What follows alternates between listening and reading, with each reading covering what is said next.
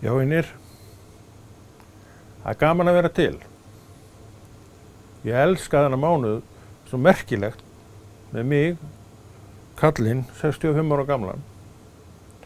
Það alltaf svona smá fiðringur í mér í desember. Ég gaman að þessu, að sjá þetta sem að gerast og það allt ís og þísin út allt og þetta truflar mig aldrei neitt.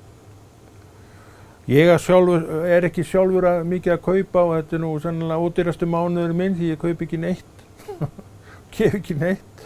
En það af sem áður var að þegar maður var yngri og ég man eftir því að maður var að sigla og það kom fyrir að maður kom heim rétt fyrir jól og þó maður væri út á sjó jólin, að þá alveg svoleiðis var maður með herbyggi fullt af jólagjöfum fyrir, já, bara krakkana. Maður átti mikið af svona fransískinu sem voru ung og falleg þá og eru ennþá ung og falleg.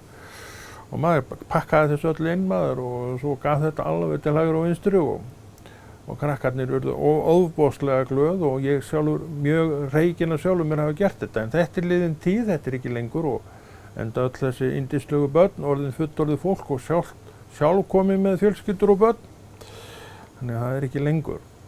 Þetta svona fábrotnara hjá mann í dag, ég verð nú viðurkenna það. En samt það svona ákveðin stemming finnst mér vera yfir. Og maður býr hana einhvern veginn til og hún einhvern veginn fyllt manni og þegar kemur að 24. desember sem í mínu tilviki svona minn aðaldagur, það hefur alltaf hvolfst yfir ákveðin hátíðleiki.